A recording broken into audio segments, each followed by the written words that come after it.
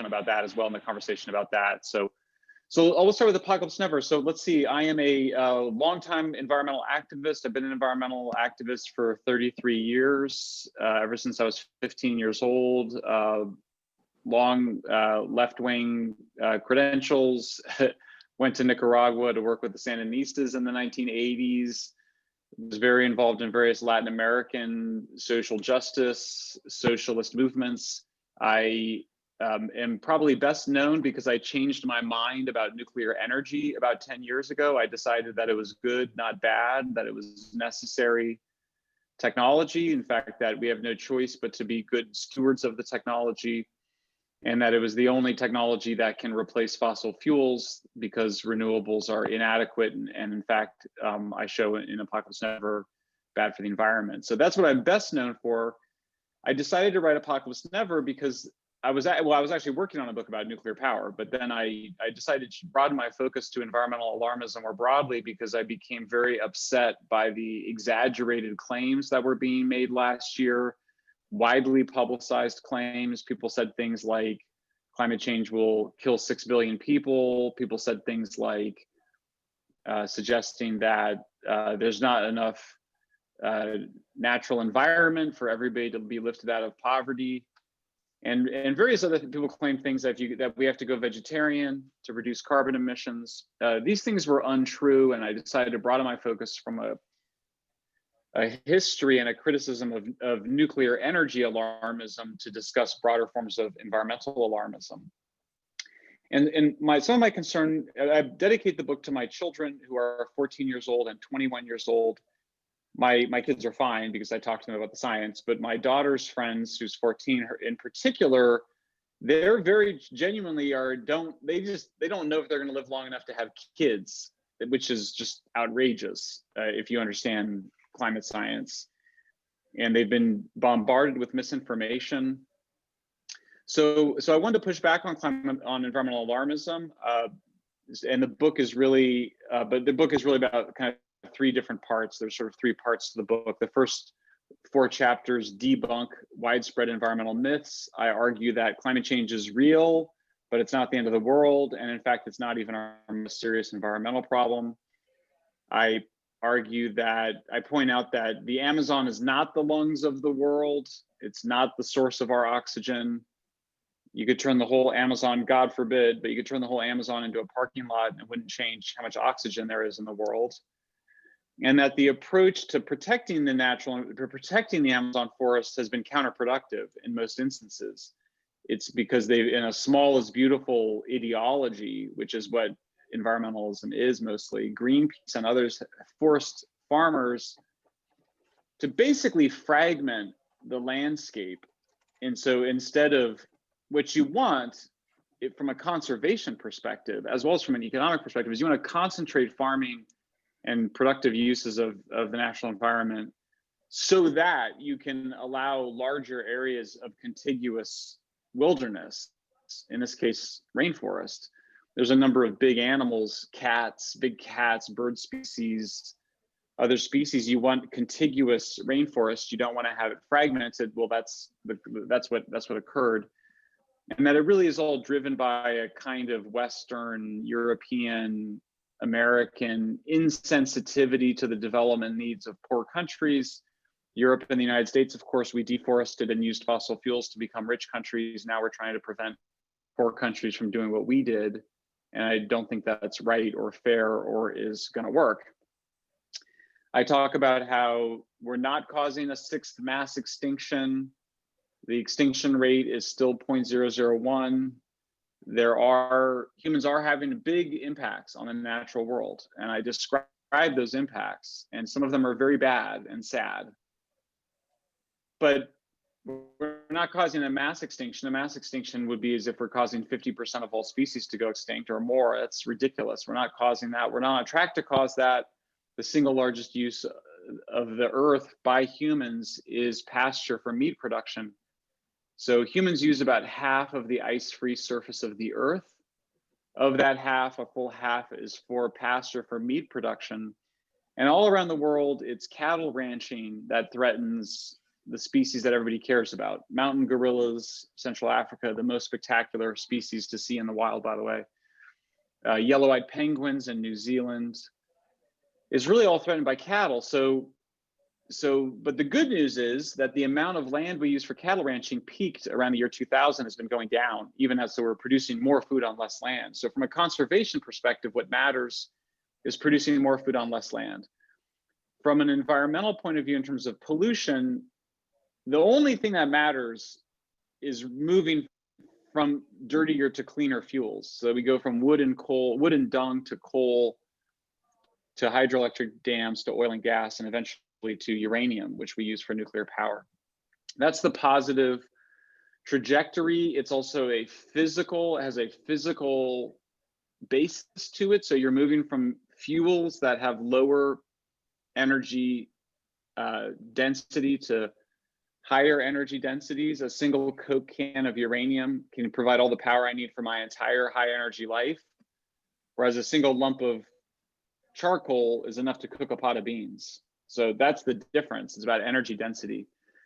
I point out that plastic waste in the oceans, nobody likes it. It does kill sea life, but it's far from the biggest threat to sea life. That continues to be the eating of wild animals, of fish, of bycatch.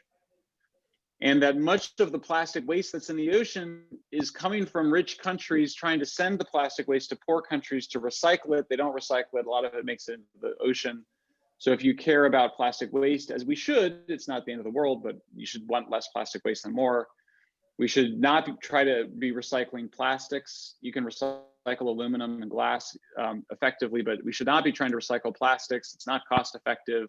Plastic is already made out of a waste byproduct from fossil fuels. We should be landfilling plastic so it doesn't get dumped on poor countries. And poor countries, they need waste disposal systems like we take for granted. Just the trash pickup and landfill, that's all they need. In Europe, they incinerate, they don't have as much land, but waste management is not rocket science. They just need waste management systems. And then I look at species extinction. I already mentioned that a little bit. I debunk some myths around meat. If you go vegetarian, you'll reduce your carbon emissions 1 or 2%. You go vegan, maybe 4%. It's not a big cause of carbon emissions. The main event is just growing more food on less land, and that requires more intensification of agriculture, more industrialization of agriculture. So if you want to think about what's a good world environmentally, think of a world where it's like France. Most of our electricity comes from nuclear. Nuclear produces 0 air pollution, 0 water pollution. All of the waste byproduct is stored at the site of production.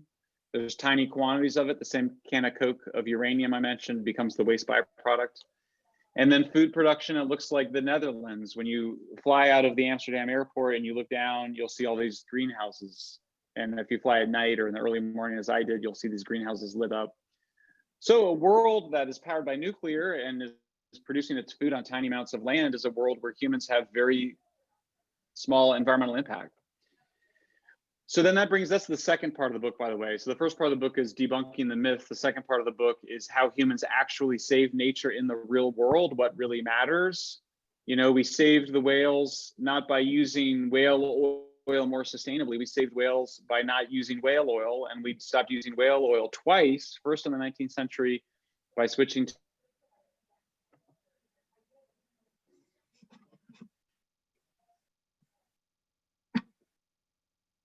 Having a problem here. Okay. Mike, you there?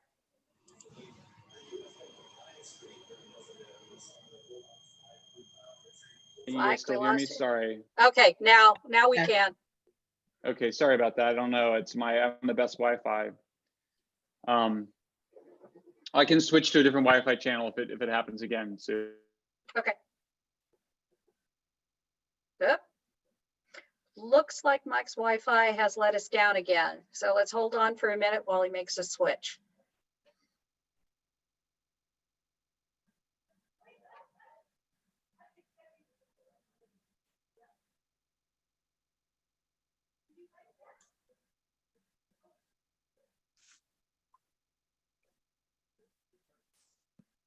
Well, in the meantime, I could probably do a little song and a dance for you, but I think he's back. I'm hoping. Nope, not yet. Okay, Mike is switching to a different. Okay, he's Can switched you to guys a hear different me? Wi-Fi. Sorry Yep, about that. you're Let's back. give this a shot. You're back and running. I was just about to figure out how to do hand puppets or something. So now let's hope this works better for you. Thanks, Michael. Sure.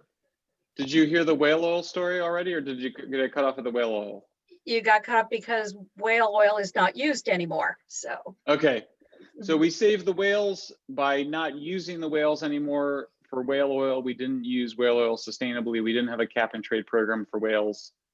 We saved the whales by not needing whale oil, and we didn't need whale oil because first in the 19th century, we switched to petroleum, kerosene for lights, and second in the 20th century by using vegetable oil for margarine and soap. When I say we, I mean the Europeans, vegetable oil instead of whale oil. And then the third part of the book is I ask the question, if environmental problems are real, but they're not the end of the world, why did everybody come to see them as apocalyptic? And I look at three broad motivations: money, power, religion. I show that there's very powerful financial interests that have been threatened by nuclear energy, and so renewables and natural gas fund all of the big environmental groups that you know of that are anti-nuclear. There's a financial motivation they have. The second part, I point out that there's a kind of desire for status. Environmental brands are luxury brands. It's a way to virtue signal and also show that you're part of the elite. And then the second part, then the last chapter argues that environmentalism is the dominant religion of supposedly secular people. It's a dangerous religion in the sense that the people that are adherents to it, they don't identify as being part of a religion. They think that they're just describing science and everybody else is in the grip of a religion. So that's Apocalypse Never. I'll say something, I'll just add that, I'm working on my new book. I'm happy to say Apocalypse Never was a bestseller. It's being translated into 14 languages. And that meant that I could write a book on whatever I wanted. And so I said that I wanted to write a book on the homeless crisis because it bothers me. I live in Berkeley. I lived in San Francisco. I've been here since 1993. I think that what's going on in our streets, in the encampments, under the highways, under the bridges, dehumanizes all of us. I think it obviously dehumanizes the people, many of whom are severely mentally ill, most of whom are taking methamphetamine, heroin, and fentanyl.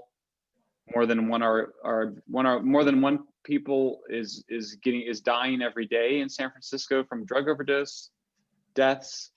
Drug overdoses went from 17,000 drug overdose deaths in the year 2000 to over 72,000 last year. I was an advocate for decriminalization for most of my life. I'm starting to rethink that. So I'm working on a new book that argues that the so-called homeless crisis was basically manufactured by bad policies and sadly by mostly policies pursued by progressives and Democrats. And so I felt the need to write this book to explain to people, how did we get to a situation where it's dangerous to walk down many sidewalks in California? And I'm also seeking in my new book to address the question of why bother with America at all? I think that it's fair to say that there's a lot of people in America right now that don't really know why we exist. And by we, I mean America, in the sense that everybody seems to hate each other. Red states hate blue states. And if you ask people, why should America exist rather than not exist? I don't think people have a very good answer to that question. And I think what that means is that we are in need of a new social contract, some new deal, not a new deal exactly, but a sense in which, what do we owe each other as fellow Americans? What do we expect out of our government? What does our government expect out of us? What do we expect out of our fellow taxpayers? Obviously an issue that you guys think a lot about. What should we expect in return for our taxes? What kind of things do citizens owe their country?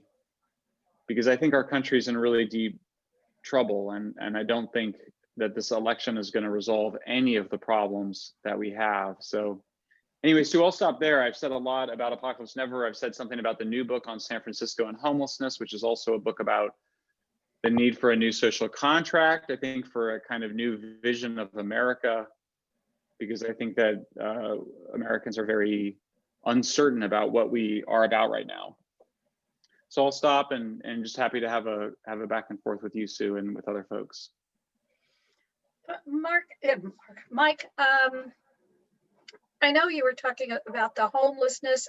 What do you see as any potential solutions to homelessness as it relates to environmentalism? Well, there's sort of two questions you asked there. What is the relationship between homelessness and environmentalism? And then the other question is, what should we do about it? Should I try to answer both? Yes, please. Well, what does homelessness have to do with environmentalism? I mean, I think maybe nothing. And that raises the question of, why am I working on it? And I can't say that I can connect the two very well, although I will say a couple things. The first is that the apocalypse, the climate apocalypse, the environmental apocalypse I think people have been afraid of is happening right now, but it's not from climate change. It's just, we have 100,000 people living in tents on the street, many of them suffering severe mental illness, who are using heroin and meth daily, often 5 or 6 times a day, being assaulted, being raped, being traumatized, people with severe mental illness. My aunt, by the way, had schizophrenia. She was well taken care of by my aunt and a halfway house in Denver. She never spent the night on the streets, as far as we know. But people with schizophrenia, about half of them don't know that they have it, or they deny that they have it. It's part of their mental illness to believe that they don't have it. We don't let people with Alzheimer's sleep on the street. We say, you have Alzheimer's, you can't be on the street. Why don't we do that with people with schizophrenia? I don't understand that. So everyone said, oh, we should be scared of the apocalypse, which is supposedly coming in 10 years or 100 years. It depends on who you ask. But here we have a kind of apocalyptic situation right now in many parts of California. And I'm bothered by that. In fact, one of my hypotheses is that we keep trying to solve easier problems because the hard problems we don't know how to solve. My wife is a sociologist. She works on issues around affecting the poorest people in the United States. The poorest people in the United States are a difficult population in general. They always have been. And right now, we're allowing them to do things to themselves and others that are just inhumane. And it really bothers me. So the truth is, I don't have a very good excuse as an environmentalist for why I'm going to work on homelessness. I'm just able to at this point in my life, because I'm almost 50 and I wrote a best-selling book, and they said, what do you want to write next? And I said, this is the book I want to write. So that's my best excuse. There is an environmental connection a little bit, in the sense that there is a public health problem when you allow thousands of people, hundreds, tens of thousands of people to defecate on sidewalks and streets. San Francisco spends 4 times more money on cleaning its sidewalks than Chicago. It has a population that's, I think, one quarter the size. How did this become okay? When did we vote that we were going to allow tens of thousands of people to sleep on sidewalks? I'm as concerned with mental illness as everybody else. It's obviously failed, but I don't think that the solution is for people to live on sidewalks or under the highway. So let me say something about this, because I want to answer your question about what to do, because I think we do need to have answers for what to do. But at the same time, it is okay for us to decide that it's not okay to sleep on the sidewalk. I mean, I want to have the conversation, what do you do with people that want to sleep on the sidewalk? What do you do with people with schizophrenia that want to sleep on the sidewalk? What do you do with people that are addicted to meth and heroin? These are really important questions. We should ask them. But we should first say that the right place for them to sleep is not on the sidewalk, and that it's just not okay. And basically almost everywhere else is better than that. I mean, it's hard to figure out places that are worse. I mean, sometimes people say, well, prison or jail is worse. Not necessarily. People get raped and assaulted. Okay, sure, that happens in prison and jail too. But people are badly abused. In the past, even drug addicts would end up going to jail for 30 days, and they would come out and they'd get clean, and they would themselves say, at least I had a 30-day break from this enslavement. And by the way, slavery is the dominant metaphor that people use, that addicts use to describe their addiction. So they say, I was 30 days of relief. Many addicts want to quit. Many addicts want to quit.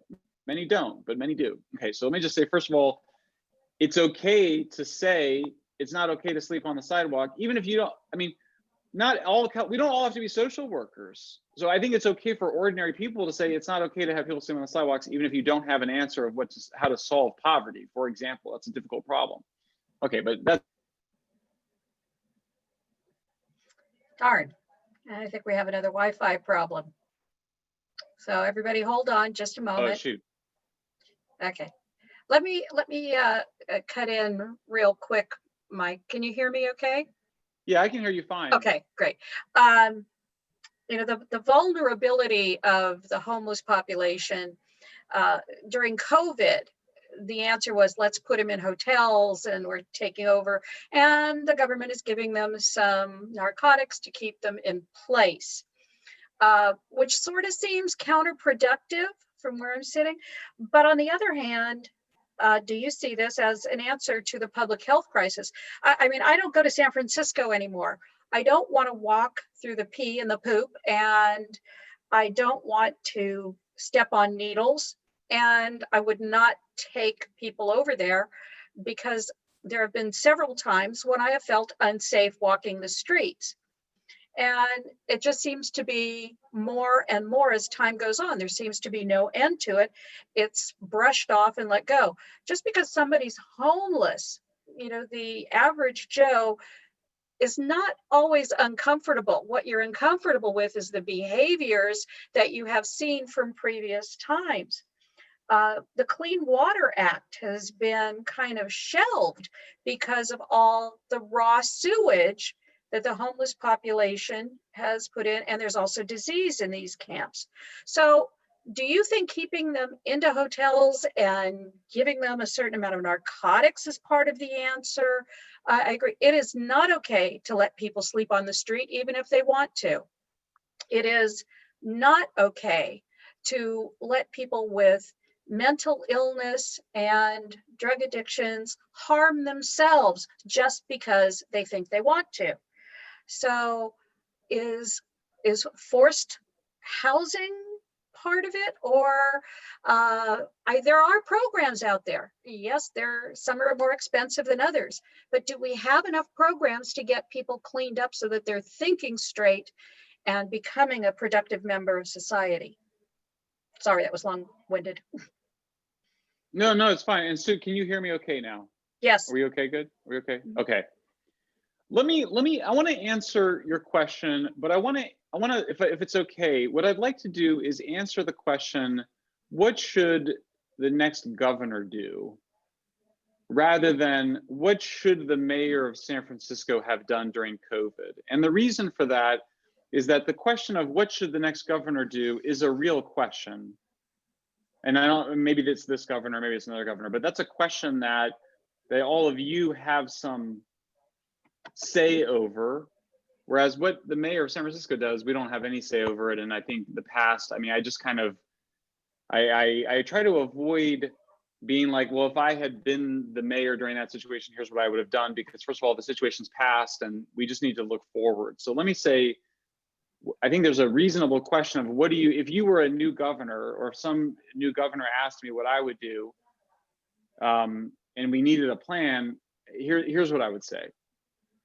The first thing we have to recognize is that California's policies, our liberal policies towards drugs, our liberal policies towards vagrancy, and our generous social programs are the reason that people come to California.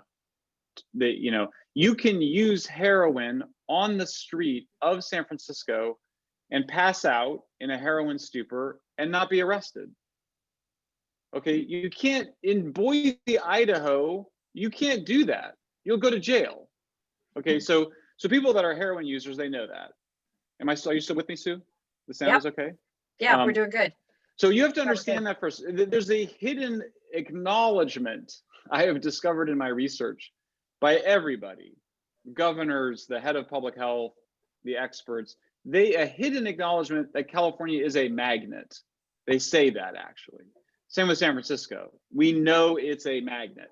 And then they play games with the numbers, but we know that a huge percentage of the people we call the homeless, and I just mean the unsheltered people on the street, okay, because there's been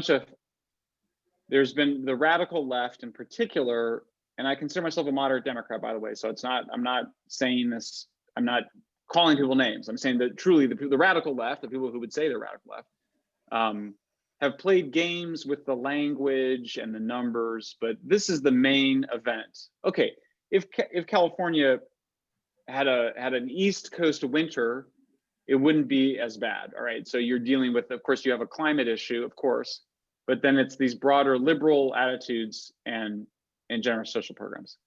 Great. Okay, fine. So that's the first thing to acknowledge. But let me just say the second part of it is, if you don't want this situation anymore, then we know what to do. There's something, the Europeans, what exists in the Tenderloin district of San Francisco, what exists on Skid Row of LA has a name, and the name is open air drug market. That's what it is. It's an open air illicit drug market. The other word that gets used is open air drug scene. People live in the market.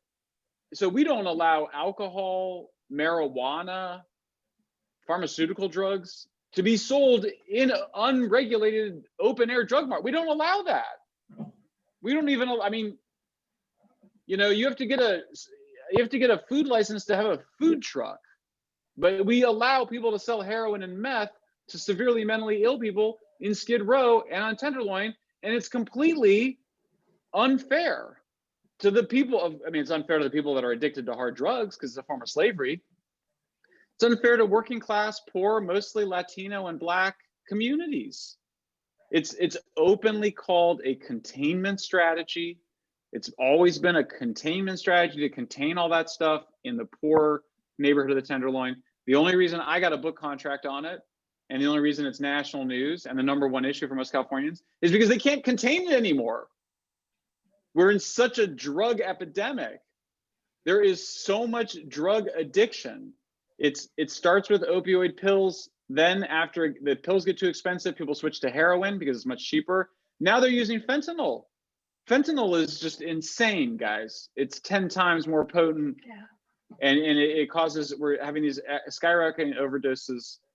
I interviewed the head of drug overdose prevention in San Francisco, and I asked her, what is your plan to reverse the increase of drug overdose in San Francisco? There is no plan, guys. There's no plan at all. Okay, so we know that, okay, what do you do about it? So you first recognize that's what's going on, because right now everyone just denies it. Oh, Michael, why are you being so mean to homeless people by suggesting that they're all on drugs? Because that's what they say. I mean, it's just nuts, right? So you first acknowledge, and then you break up the open air drug markets. You just break them up. And we know how to do this because they did it in Zurich, Lisbon, Amsterdam, Frankfurt. There's one more. Zurich. You break up, you don't allow this to occur. You just don't allow it. The cops break it up. Now, you don't go prosecute. If people are shooting heroin in their home, it's not great, but it's not going to be a priority of law enforcement. Law enforcement, you break up the open air drug market, you redevelop the slums. They get redeveloped, and then you don't concentrate services. It's really straightforward and simple to how to break these things up. That's what you have to do. That's what you do if you're a liberal. That's what you do if you're a conservative. That's what you do if you're a Republican. That's what you do if you're a Democrat. That's what you do if you're a socialist. Like there's only one way to break up the open air drug markets. You break up the open air drug markets. And we've done it in 5 European cities between 1990 and about 2010. A beautiful a study was done by the Norwegian government of how to do this. They published it in the top peer-reviewed journal, NIH, journals. So that's the solution. And then the only question is, how do we get everybody on board with doing that? Because that is the only solution to this problem. There's not like some secret pill or something. So that was a long answer to your question, Sue. I'm sorry it took so long, but I felt like I need to get the whole thing out there. I appreciate that. It was very thorough. We did have questions come in. And so the first one I'll ask is, can you comment on Greta Thunberg and her effectiveness in helping the environmental causes? Well, so Greta is a very, very interesting person. I spend a lot of time talking about her in Apocalypse Never. So I encourage you to get it. There it is right there. There's my book.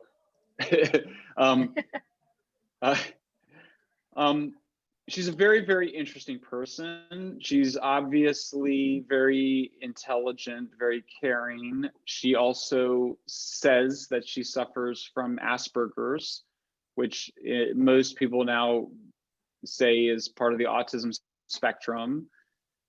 She says she views the world in black and white terms. She says that she suffered a severe depression as a child, in part because of her social isolation and in part because of fear of the environment. I am a former youth activist myself, an apocalyptic youth activist. So I have part of me is sympathetic, and I'm also the father of a teenager. And so I am gentle with her, but I am also firm in the book. And I explain that what she says, for example, that she says, I want you to panic about climate change. That's a very weird thing to want people to do. I actually went and looked. Oh dear. Hang on, everybody. We'll get back there. Now, I'm not sure if Michael can hear me, but next we'll be asking him about vagrancy laws being abolished.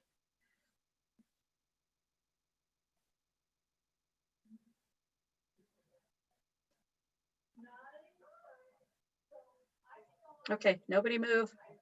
We'll be right back, I hope.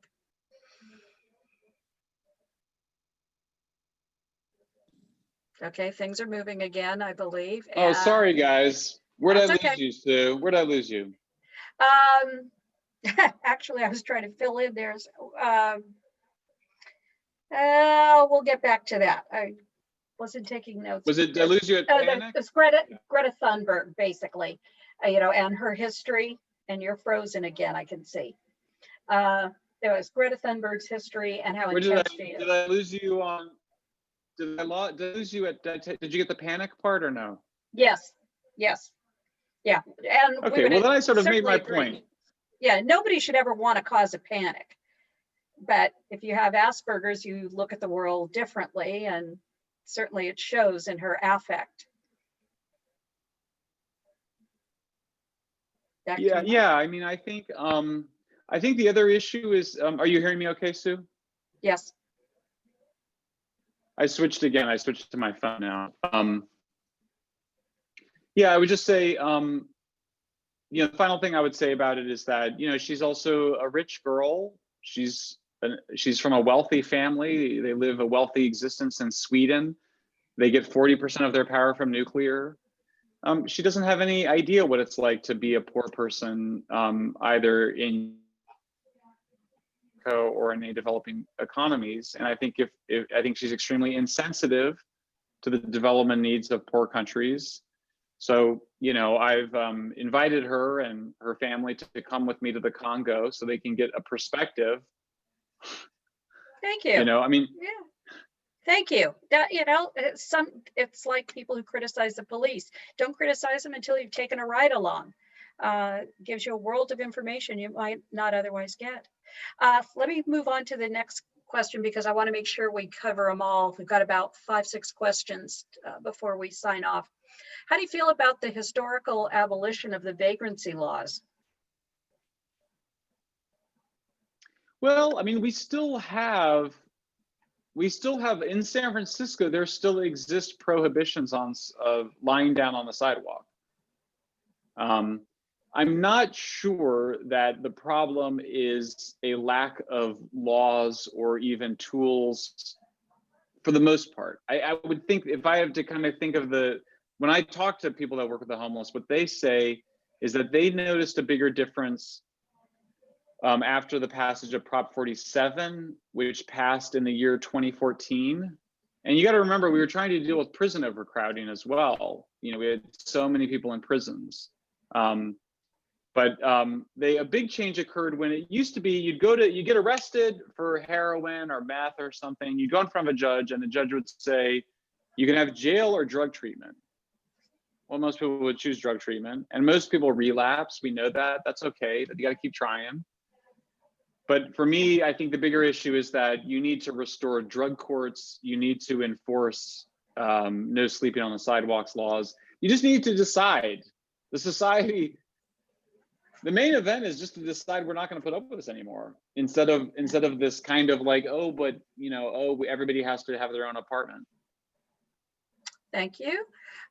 We have a note that it kind of comes back to one thing. November of Men's Health Awareness Month. Certainly that's something that is a key component into the awareness of homelessness. It's not just limited to men, but men's health awareness is important. You don't want to be one of those homeless people. You want to stay safe and healthy. And according to the LA Times, 7,000 people were arrested for vagrancy in 2013. And I'm not sure how many are now, but before I turn that over to you about the change in vagrancy, I will say this from my personal background. I know that if the police can arrest a vagrant and put him in jail, you can solve a problem for right now. You may not be able to solve it forever. And there's a difference between arresting someone and having them charged and stand legal proceedings or drug courts or whatever. But the immediate problem is removing a quote unquote vagrant from the street. So, is there a place for in your opinion, is there a place for these vagrancy laws to be strengthened and enacted, at least to solve a short-term problem? Yeah, I mean, I'm not against it. It's just more like, I just think it's a tactic in need of a strategy, and we need a strategy. Like and I think even before you have a strategy, you need to get public agreement. You need to get bipartisan agreement that we're actually going to address this problem. Yeah. And I think that I would say, for me, the way I organize my thinking about it is, we need to break up the open air drug markets. The open air drug markets are what's attracting addicts. It's the big encampments. Just that's the problem. And the problem is, like, when I talk to my liberal friends in Berkeley, they kind of go, oh, it sounds like you're saying we should have put everybody in jail. And it's like, well, no, but not necessarily. I mean, maybe some of them, but the point is that you decide that public order matters. That you decide that the sidewalks are supposed to be clean and used by all of us. I mean, I didn't vote to let that guy have a tent on the sidewalk. I mean, this was never voted on. This is a breakdown of society. I mean, I think it's a breakdown of civilization. We should say it very clearly. I know that I suspect most of you are Republicans. I think Republicans haven't done it. I mean, we haven't seen anything from anybody, Democrats or Republicans. I think Republicans probably complain about it more, but I think we haven't seen that agreement. And what we need is some kind of commitment to this. But I think that the Democrats have this idea that if you're on the street, you're a victim, and if you're a victim, then you're kind of good, and that if you're a victim, then nothing should be asked of you. That's silly to me. And besides, I don't think we should be telling people they're victims. I think people are victimized, bad things are done, but that's not the end of the story. People need to have responsibility. People need to take responsibility. People need to be, anything we give to people needs to come with some reciprocity. There needs to be something that they give in return. So that would be the main thing. It's not that you don't offer services, it's that your services have to come with some agreement. You're not going to sleep on the sidewalk. You're going to go to your psychiatrist. You're going to take your medicines. You're going to go to drug treatment. There's some set of agreements there. And at this point, we just got to a point where at some point, the left just stopped making any demands of any of the people they were helping. Excellent, excellent answer. What about, I have two questions here that are kind of together. And there's a reference to 5 state hospitals, Atascadero, Coalinga, Napa, Patton, Sacramento. I don't know if it requires convictions to get treatment in there or if they're available to private. I know we have a lot of committed prisoners in those, especially Coalinga and Atascadero. And the other part of that is, how about California reinstating state-funded, or I would say more state-funded mental institutions that not only house the homeless, but have the ability to treat mental illness and or drug addiction? Yeah, I mean, of course, of course we should do that. I mean, so let's see, I actually have a chapter in my forthcoming book about drugs and mental illness, and there's just so much overlap. So the surveys are terrible, but we think, somewhere between 75 and 100% of the people you see on the street are using very hard drugs and have a substance abuse disorder, often with heroin, fentanyl, and meth, or crack. There's even synthetic marijuana. And then somewhere between, about half have severe mental illness. And by severe, I mean schizophrenia or severe bipolar. So, and usually they're self-medicating. So, yeah, look, there's a few things I would say. If you are arrested for shooting drugs in public, defecating in public, sleeping on the sidewalk in public, you are cited. And if you're cited multiple times, it adds up to being a misdemeanor. And if you keep breaking the law, you get brought in front of a judge, hopefully not after super many offenses, but you're brought before a judge and you're offered treatment or jail. Like, there's consequences to breaking the law. And then I think the other part of it on psychiatric is that there needs to be more what we call outpatient or assisted outpatient treatment. That's just a euphemism for what we might call involuntary hospitalization by family members with psychiatrists. Right now, you have to commit violent crimes 7 times to be involuntarily hospitalized for significant amounts of time. And as you might imagine, this is the ACLU, God love them. I think the ACLU has done amazing work and I support them on a lot of issues. But on this issue, they're crazy. It's nuts. We know that about half the people with severe mental illness lack insight, that's the technical language, into their own mental illness. Looks like people with Alzheimer's. So what are we doing treating folks that think that they're Jesus Christ communicating with aliens and the CIA? Why are we saying it's okay to just keep breaking the law? This is nuts. It's clearly just gone too far. And so I think there's sort of, people keep asking about like kind of the laws that need to be changed. And the answer is yes, there's definitely laws that need to be changed. But there's also just a kind of culture, consciousness, bipartisan consensus that we need, because the civilization is breaking down. Cities, when we say civilization, what we mean are cities, and it's breaking down in California. It's just completely unacceptable. It's why so many of our best people, of our business people, of our entrepreneurs are leaving the state. Yeah, we've noticed. Why the taxation goes up and up and up, because they're spending money but not addressing the real problems. We have one last comment for you for which you to respond. Is it fair to say there's no plan for addressing these problems? Isn't it fair to say people don't trust funding government before there's a plan in place that has been tested by prototypes? Yes, well, I would say it's fair to say that there are many plans in place, and that the plans in place are identical to the plans that have been in place for the last 30 years that got us into this problem in the first place. So the most sobering thing about this research onto this problem is reading books that were published in 1992 that are saying the exact same thing I'm saying.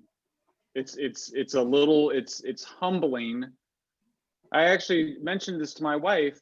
I said, you know, I said the best I might be able to do is for California to be a cautionary tale, a warning of what other states should not do.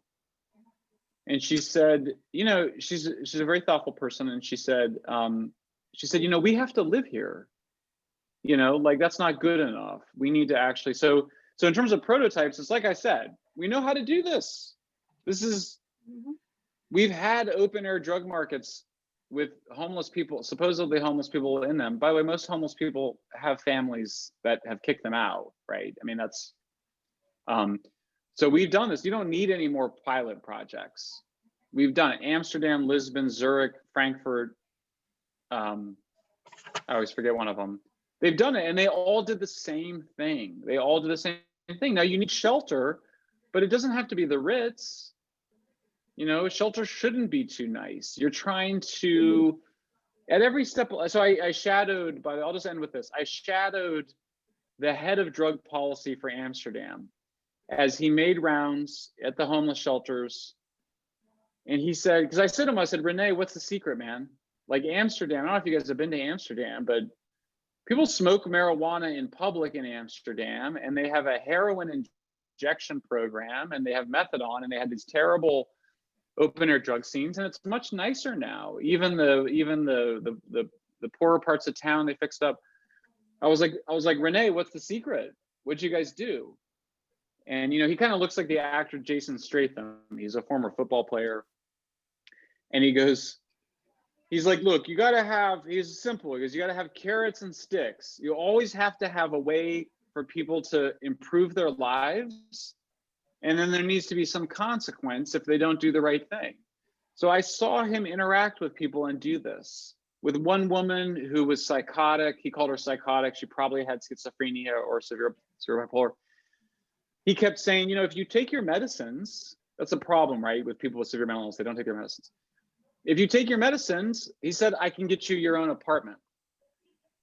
You know, she grew furious with him because she went to the apartment and didn't want to take her medicines. And he's like, that's the deal. You know, but I think there's a lot of people in San Francisco, a lot of liberal people that go, oh, just give her her own apartment. No, she's got to take her medicines. And if she wants to be reunited with her children who were taken from her, it's a very sad story. She's got to take her medicines. She's got to take care of her apartment, and she's got to show she can keep some kind of a job. I mean, it doesn't have to be 40 hours a week. It doesn't have to be rocket science, but she's got to make these changes. And even in the Netherlands, I saw the softer people just kind of wanting to give people things with nothing in return. And I mentioned it to a friend of mine who's Dutch. And I told him about the whole story and all this. And he said, you know, in Dutch, we have this expression, which is that soft doctors make wounds stink. He said, does that make any sense to you? And I said, you mean because the soft doctors, they don't clean the wounds right? Because if you clean the wound right, it's going to bleed, right? He said, yes. Soft doctors let wounds get infected. So California is full of soft doctors who don't want to offer anything to anybody, don't want to demand anything to anybody. So we give people pipes to smoke crack out of, needles to shoot heroin and meth out of, hotel rooms, money. Nobody knows this, by the way, but it's true. San Francisco gives people general assistance and food stamps, and the junkies just turn it all into cash and buy their drugs with it. I'm okay helping people, but there's got to be some reciprocity. There's got to be carrots and sticks. There's got to be some balance, some order restored. That's what I'm saying. I don't think we have to go to this extreme position where you have to end all social programs. It's not going to work. No one's going to do that. But it's reasonable to ask that people step up their game a bit. It's reasonable to ask even severely mentally ill people. I've learned this. Even severely mentally ill people can be asked to do things. They can be asked to sweep the front of the store. They can be asked to clean the dishes. They can be asked to take their meds. And it's, you know, look, it's hard work. I mean, there's a tedium in it. It's a pain to have to ask people to do these things, but it's the only way anybody gets better. And it's the only way you can sustain the order that is what allows our civilization to exist. Yeah. Thanks, Michael. We're getting close to the end of our time here, and that seems to be a good place where we should start saying goodbye. But I will give you a moment. Your books and your website, everything's available on the website. And would you tell us your website? Sure. Yeah, you can buy Apocalypse Never. There it is. On Amazon, Apocalypse Never, Michael Shellenberger, and then the website is environmentalprogress.org. And then the most recent stuff by me is on Twitter. I'm Shellenberger, and then my initials MD. So just at Shellenberger MD. And thanks for having me, Sue. I had a really nice time, and would love to stay in touch with you guys so we can figure out a way to save our state. We're right there with you, Michael. We really appreciate you taking time out to spend with us. And I'm seeing a number of people giving you a thumbs up in appreciation for this. And thumbs up back. Thank you. And so everybody from Contra Costa Taxpayers Association, my name is Sue Preco. I'm your current president. And if you're not a member, we hope you will be. Go to www.CoCoTax.org. And until we see you again, we wish you be safe, be happy, and be well informed. Take care, everybody. Bye. Thank you.